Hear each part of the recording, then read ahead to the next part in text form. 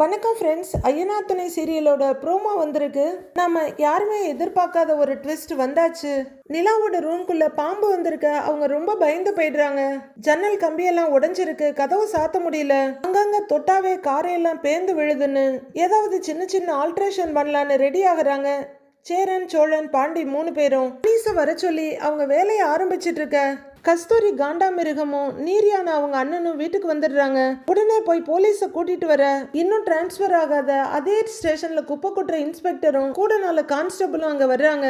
Sir, இந்த வீடு எங்களுக்கு சொந்தம்னு கோர்ட்ல கேஸ் போட்டிருக்கோம். இதுல எதுவுமே செய்யக்கூடாதுன்னு கோர்ட் உத்தரவு இருக்கு. அப்படி செஞ்சா உடனே சீல் பண்ணலான்னு இருக்கு பாருங்க அப்படின்னு நீரியான கோர்ட் ஆர்டரை இன்ஸ்பெக்டர் கிட்ட கொடுக்கறாரு. அதை வாங்கி பாக்குற இன்ஸ்பெக்டரும் ஆமான்னு பார்த்துட்டு இருக்க.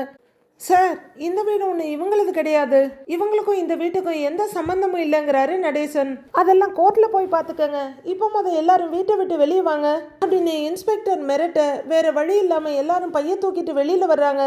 கூட பிறந்த தம்பி, அவன் பிள்ளைங்க எல்லாம் எங்க போவாங்க, என்ன செய்வாங்கன்னு கொஞ்சம் கூட யோசிக்காம காண்டாமிருகம் கஸ்தூரியும் அவங்க அண்ணன் நீரியானையும் சேர்ந்து இப்படி ஒரு கேவலமான வேலையை பார்த்துடுறாங்க. எல்லாரும் கையில கனத்தோட மனசுல வலியோட அந்த இடத்த விட்டு புறப்படுறாங்க.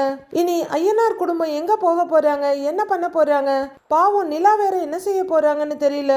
இப்படி கொஞ்சம் கூட ஈவு இரக்கமே இல்லாத மனுஷங்களும் இந்த உலகத்துல இருக்கதான் செய்யறாங்கன்றதுக்கு காண்டாமிருகமும் நீரியானையும் தான் பெஸ்ட் எக்ஸாம்பிள். எல்லாம் நல்லதுக்குன்னு சொல்லுவாங்க. ஒருவேளை ஐயனார் குடும்பத்துக்கு இந்த இடத்த விட்டுட்டு போறதுதான் நல்லதா அமையுமோ என்னன்னு தெரியல. அடுத்து இவங்க நிலைமை என்ன, எங்க போறாங்க, என்ன செய்ய போறாங்கன்றத வர எபிசோட்ல பார்க்கலாம் ஃப்ரெண்ட்ஸ்.